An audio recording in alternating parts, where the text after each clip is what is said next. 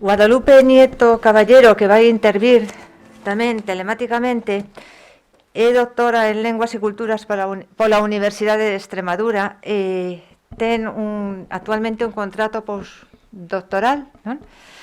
Juan de la Cierva na Universidade Complutense de Madrid. E vai falar da mímesis conversacional nas novelas de Emilia Pardo Bazán. Cando queiras, Guadalupe.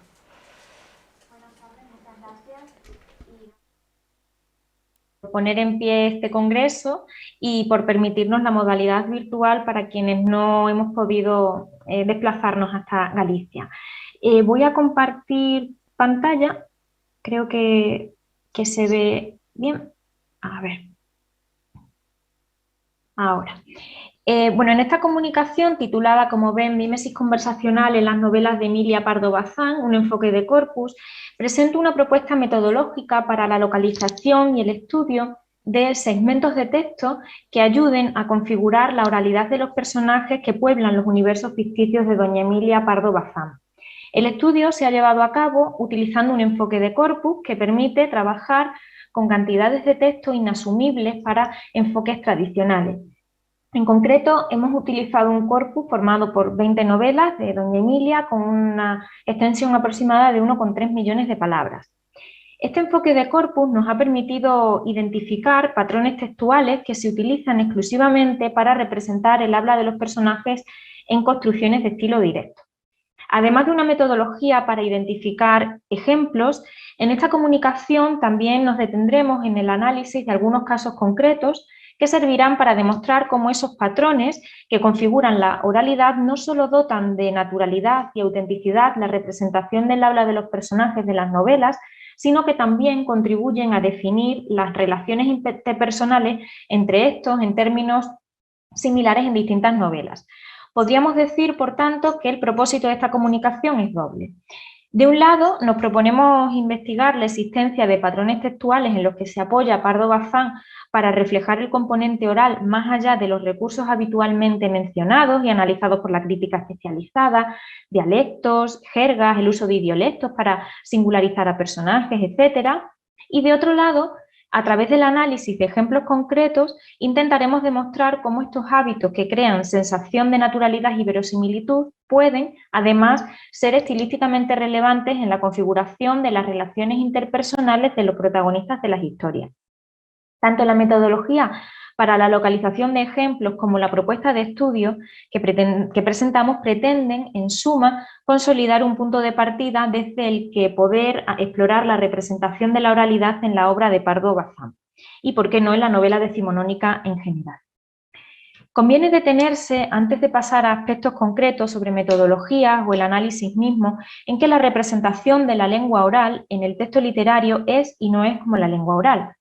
En otras palabras, aunque se pueden intentar representar rasgos de la oralidad, un ceceo, por ejemplo, y existen convenciones que permiten reflejar pausas, interrupciones, etc., lo cierto es que la representación de la lengua oral en un texto literario es siempre el resultado de una planificación, con un texto ordenado y, lo que es tal vez más importante, editado por un autor. Esto quiere decir que aunque ese autor pueda recurrir a convenciones que sirvan para reflejar rasgos de la lengua oral, las limitaciones del medio escrito harían imposible y poco deseable para el lector una reproducción fiel de cualquier habla. En el ámbito estilístico, algunos teóricos hablan de una distancia insalvable a la que ha tenido que hacer frente la crítica especializada en sus análisis de representación de la lengua oral. Page cifra esta distancia en tres aspectos bien diferenciados.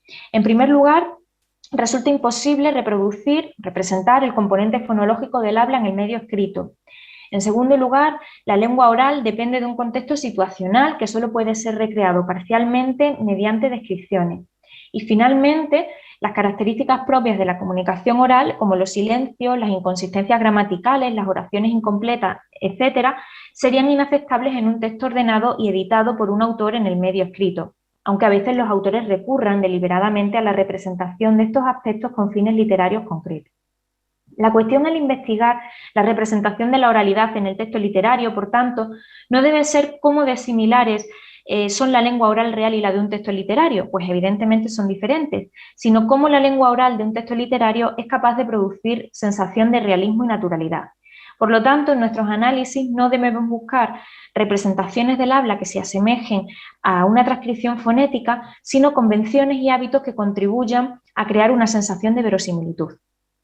Esto es especialmente relevante en el género de la novela realista y naturalista, donde encaja este estudio, donde la ilusión de realidad pretende ser lo más perfecta posible para que, como nos recuerda Clarín, y cito, el lector olvide el medio literario por el cual se le comunica el espectáculo de la realidad imitada. Hasta aquí la cita.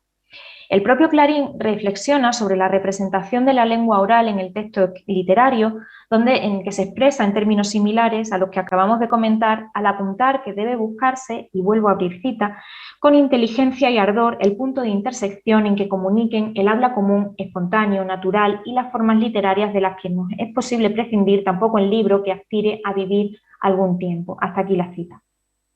El estilo realista y naturalista que persigue crear el mencionado sentido de verosimilitud y autenticidad se apoya en la mímesis. Desde un punto de vista lingüístico, esto se materializa en estrategias de representación del discurso como el estilo directo, donde existe un elevado grado de fidelidad en la relación de correspondencia entre el habla y su posterior representación. En la novela realista, el estilo directo se ha analizado tradicionalmente prestando atención a aspectos llamativos de la oralidad de los personajes. A propósito del lenguaje de la novela naturalista, Gonzalo Sobejano propone 4 características fundamentales. 1, impersonalidad. 2, corporeidad, socialidad. 3, biomorfología. 4, verismo impresionista. A propósito de esta última característica, Sobejano apunta que el lenguaje del naturalismo, y cito, aspiraba a representar un mundo de tal manera que todo sonase a verdad, aunque Sola, al proclamar este principio, no se manifestase dispuesto a renunciar a la riqueza del lenguaje romántico. Hasta aquí la cita. Además, el discurso descriptivo o narrativo tiende a una exposición privilegiada, equilibrada, mientras que el habla de los personajes, y recurro de nuevo a Sobejano, quiere sonar a verdad y para ello emplea el narrador la vieja norma del decorum en un grado de máxima diferenciación, reproduciendo el lenguaje coloquial y la forma de hablar de las clases bajas. Hasta aquí la cita. Nuestro propósito en esta comunicación es abordar la cuestión de la oralidad desde otra perspectiva. En lugar de prestar atención a particularidades muy llamativas del idiolecto de un personaje o de características comunes de personajes con algún denominador que incidan en su habla, en este trabajo planteamos una metodología de estudio capaz de identificar hábitos textuales en la representación de la oralidad en general que tradicionalmente han pasado desapercibidos, identificando segmentos de texto que se utilicen además solo en momentos de representación del discurso en estilo directo. Nos proponemos, en definitiva, identificar patrones que contribuyan a crear el antedicho efecto de naturalidad en el habla de los personajes que pueblan los universos ficticios de nuestra autora. Y gracias a un enfoque de corpus es posible identificarlos, cuantificarlos y analizarlos sistemáticamente, lo que en nuestro caso nos permitirá arrojar luz sobre la existencia de hábitos estilísticos sobre la representación de la oralidad en la novela hasta ahora desatendidos desde un punto de vista exegético. Para llevar a cabo este estudio hemos compilado un corpus de 20 novelas de Doña Emilia y los títulos que conforman el corpus son los que aparecen en la tabla. El corpus tiene una extensión de cerca de 1,3 millones de palabras y todos los textos se han extraído de la Biblioteca Virtual Cervantes. En cuanto a la localización de ejemplos, hemos utilizado Wordsmith Tools, una de las herramientas más empleadas en los estudios de corpus, y hemos utilizado este software para identificar clústeres en nuestro corpus de novelas. Un clúster es una secuencia de 2 o más palabras que se utiliza de forma repetida en un corpus textual. Desde un punto de vista funcional, a los clústeres se les presuponen funciones discursivas identificables en los textos objetos de estudio y en el ámbito literario pueden ser relevantes desde un punto de vista estilístico. Hemos seleccionado aquellos clústeres o construcciones con una longitud de 5 palabras que aparezcan únicamente en fragmentos de estilo directo. Como se muestra a continuación, estos parámetros nos permitirán identificar segmentos de texto que revelen patrones de los que se sirve Emilia Pardo Bazán para configurar la oralidad en sus novelas. Aquí aparecen todos los ejemplos localizados y en esta muestra nos descubre la existencia de patrones utilizados de manera exclusiva en construcciones de estilo directo, lo que constituye una base textual sólida sobre la que configurar la oralidad de sus personajes. Estos ejemplos nos acercan a la sensación de realismo que comentábamos. La representación de la oralidad no se cifra tanto en reflejar la lengua oral de la manera más fiel posible, sino en conseguir crear, mediante hábitos lingüísticos verosímiles, una sensación de naturalidad en el discurso de los personajes. Y la existencia de patrones localizados en construcciones de estilo directo como las que se muestran en esta tabla nos acerca a este efecto. A su vez, estos ejemplos nos permiten explorar las funciones estilísticas de estos segmentos de texto, relacionando la mencionada sensación de realismo con funciones concretas a las de la lengua oral que apuntalan la naturalidad y verosimilitud, a la que contribuye el uso repetido de estos ejemplos. El aspecto más reseñable de estos clústeres localizados es sin duda que muchos de los ejemplos sirven para configurar relaciones interpersonales entre personajes.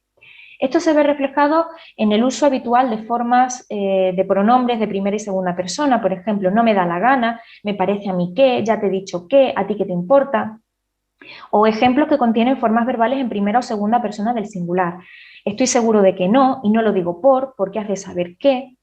Y también en el caso de los numerosos ejemplos que contienen el pronombre de tercera persona, o que contienen el pronombre usted, le digo a usted qué, le aseguro a usted qué, le parece a usted qué, y aquellos con formas verbales en imperativo, como acuérdate de lo que de los que se sirve la autora para configurar efectos de descortesía similares a los de la lengua oral. No me venga usted con, por ejemplo, es un claro caso de descortesía con una estrategia mitigadora, el uso de usted, empleado en momentos de confrontación y tensión narrativa en el diálogo, como vemos en el siguiente ejemplo de La madre naturaleza, donde Gabriel se está enfrentando a Perucho, cuestionando que no sepa que Manuela es su hermana. Y leo: mire usted, a mí no me venga usted con trapisonda. Usted ha entrado aquí traído por el diablo, para engañarme y engañar a todo el mundo. Eso es mentira, mentira, mentira, aunque lo jure el Espíritu Santo. Malas lenguas, lenguas de escorpión, inventaron esa maldad, porque nací sirviendo a mi madre en esta casa. Pero no puede ser, madre mía del corpiño, no puede ser, no puede ser. Por el alma de quien tiene en el otro mundo, señor de Pardo, no me mate, confiéseme que mintió para quitarme a Manola. La sensación de realismo también se advierte en los ejemplos que contienen algún tipo de repetición que sin duda se utilizan con la intención de reflejar este componente de la lengua oral en momentos de diálogo, ¿no? Me refiero, por ejemplo, aquí a no puede ser, o no es eso, no es eso, que no y que no. Y en este caso, el de no puede ser, suele utilizarse en momentos de tristeza, como vemos en el fragmento que acabamos de leer. Y sin tiempo para más, para ajustarme al tiempo, paso a una serie de conclusiones sobre lo presentado. Bueno, en esta comunicación he tratado de presentar una propuesta metodológica para la localización y el estudio de segmentos de texto que ayudan a configurar la oralidad de los personajes que pueblan los universos ficticios de las novelas de Emilia Pardo Bazán. Hemos utilizado un enfoque de corpus que nos ha permitido identificar clústeres empleados exclusivamente en construcciones de estilo directo. Y como se ha podido observar, Pardo Bazán desarrolla una serie de hábitos textuales de los que se sirve para representar el discurso de las figuras de sus historias, tanto desde un punto de vista formal como funcional. El enfoque de corpus empleado nos ha permitido identificar más de 200 patrones utilizados en construcciones de estilo directo de manera exclusiva.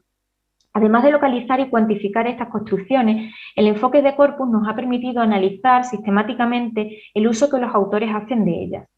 Como se ha podido observar, muchos ejemplos localizados se relacionan claramente con aspectos típicos de la comunicación oral, y entre ellos mencionamos la descortesía, que sin duda contribuye a otorgar esa sensación de realismo a los intercambios conversacionales de los personajes.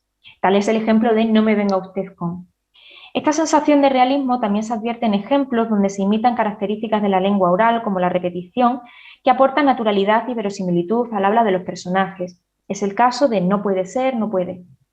Y desde luego que en distintas novelas se recurra a construcciones similares y que éstas se asemejen formalmente a la lengua oral y se empleen para configurar funciones similares a las que se utilizan en el mundo real, demuestra la relevancia estilística de estas construcciones localizadas exclusivamente en construcciones de estilo directo en nuestro corpus. Debido a limitaciones de tiempo, no hemos podido profundizar demasiado en el análisis de estos aspectos. En cualquier caso, estamos convencidas de que tanto la metodología de corpus empleada para localizar los ejemplos como las posibilidades de análisis que hemos mostrado constituyen un valioso punto de partida para explorar de forma metódica y rigurosa la representación de la oralidad en la obra de Pardo Bazán. Este era el propósito principal de la comunicación. Muchas gracias.